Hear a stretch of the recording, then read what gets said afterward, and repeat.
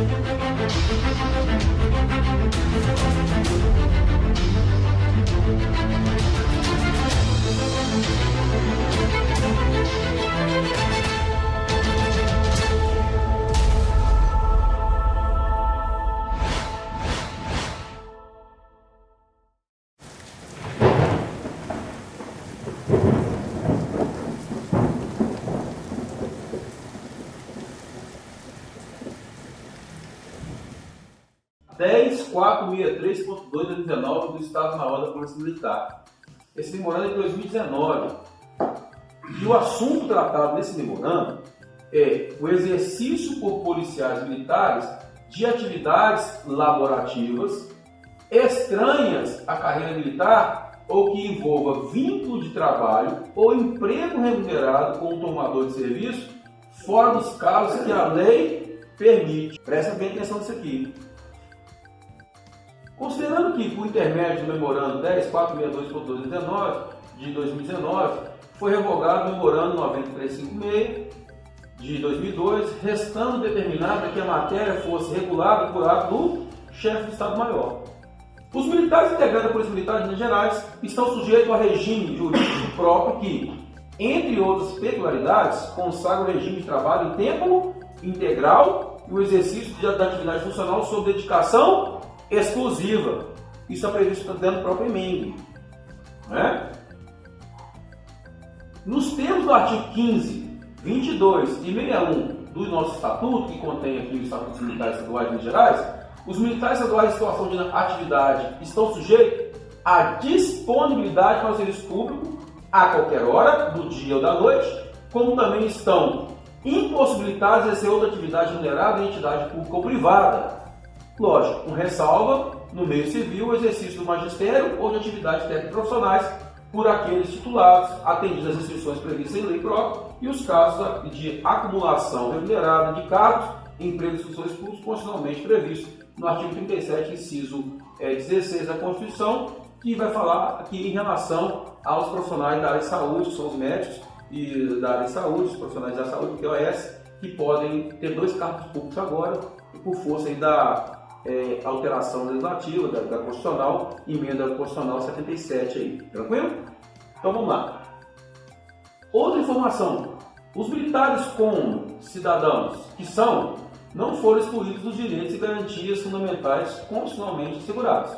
Lógico, todavia, não se pode olvidar que nos termos da própria Constituição, os militares estão sujeitos a um regime jurídico próprio e a um regramento singular que toma em linha de conta as peculiaridades de suas atividades, inclusive aquelas cumpridas por força de compromissos internacionais e de guerra, conforme o inciso 10 do artigo 142 da Constituição Federal e do 42, parágrafo 3º da nossa Constituição Federal também. Então presta bem atenção aqui. Nós temos ainda um outro considerando importante, que a razão de ser desse regime peculiar é que a alta relevância da missão que é reservada aos policiais militares, atrelado ao exercício da preservação da segurança pública e da defesa interna do país, lhes exige dedicação ao serviço policial militar. Opa, uma informação interessante. Decreto 667 fala da nossa responsabilidade de preservação da segurança pública e da defesa interna do país. Porque a defesa externa do país, essa defesa externa fica para as Forças Armadas e a defesa interna que fica para as Forças Auxiliares. A vedação do exercício de outras atividades remuneradas, que é o famoso bico, que são estranhas à carreira policial militar ou que envolvam vínculo de trabalho com um tomador de serviço, presta atenção, ela tem por objetivo possibilitar a recomposição. Então, está falando que é vedado fazer realização do bico, uma vez que o objetivo é para preservar, é para possibilitar que esse militar tenha uma recomposição orgânica de sorte a possibilitar o descanso necessário, a eficiente realização de suas atividades laborativas e, por consequência, assegurar também que a qualidade da prestação de serviço ostensiva e da preservação da ordem pública. Ou seja, se o bico ele prejudica a recomposição física e mental desse profissional. E pelo fato de trazer um prejuízo fisiológico, ele é recomendado a título de vedação, então impede que ele consiga fazer o papel dele constitucional, que é a prestação de serviço de segurança pública e defesa interna, com qualidade, como que ele vai fazer isso se ele não tem condições de recomposição orgânica? É isso que é uma situação específica. E outro considerando trazido aqui, são claras as consequências negativas para a saúde profissional militar, oriundas do exercício cumulativo das atividades exercícios da PM com as atividades profissionais privadas. O excessivo desgaste físico do militar que exerce atividade paralela, com o sacrifício de sua folga ou de seu descanso, contribui para o aumento do absenteísmo e para o surgimento de reformas prematuras por incapacidade física.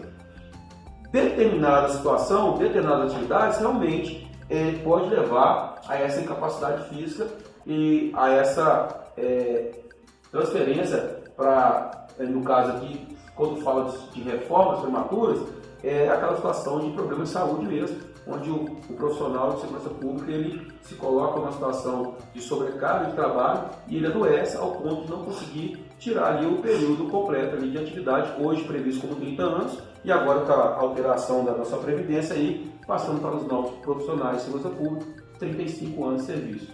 Então ficou um pouquinho mais pesado, então a carga vai ficar pior ainda. Se começar 35 anos de efetivo serviço, sendo 30 exclusivo nas forças militares, eu acho que vai ficar complicado quem tiver interesse em fazer uma atividade estranha à atividade militar.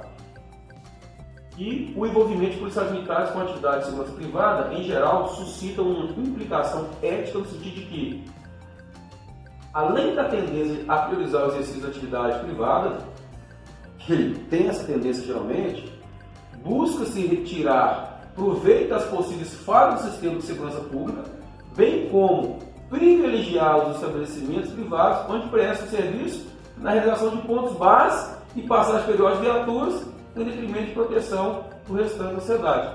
Eu lembro que teve uma situação específica, uma unidade aí, que um militar ele fazia realmente o bico.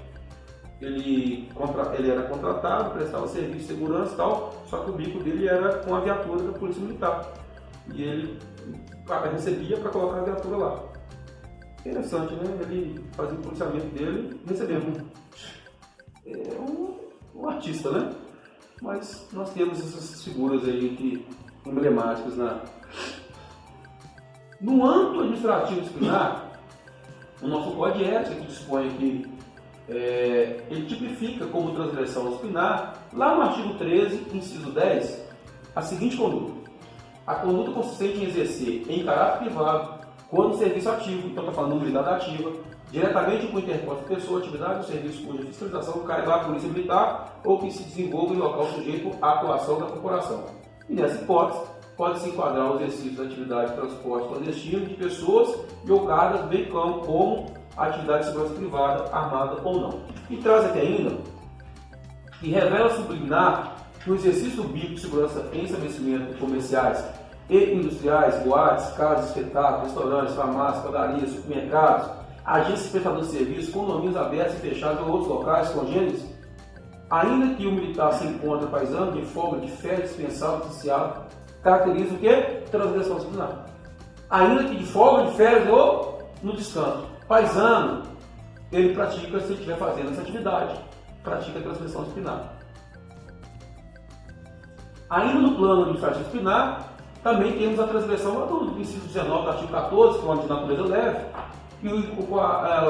o qual tipifica como transgressão o fato de um militar da ativa que participa de firma comercial ou de empresa industrial de qualquer natureza ou nela exerce função emprego remunerado, que é uma outra transgressão também que não está relacionada aí à atividade de bico, conforme 13.10. E temos no âmbito criminal, aí já vem a situação de crime, não apenas transgressão, trazendo que a legislação penal castrense, ou seja, lá no artigo 204 do Código Penal Militar, tipifica como crime, aí já vem uma situação específica para o oficial, a conduta do oficial que comerciar ou tomar parte da administração ou gerência de sociedade comercial ou dela ser sócio ou participar, exceto como acionista, cotista, em sociedade anônima ou por cota de responsabilidade limitada. Então eu tenho essa previsão desse crime militar e é bom que vocês acompanhem e verifiquem lá no edital de vocês se esse artigo está previsto para a prova, que é importante a gente fazer essa interpassar aí e fazer essa interdisciplinaridade para que a gente não passe batido em uma informação preciosa.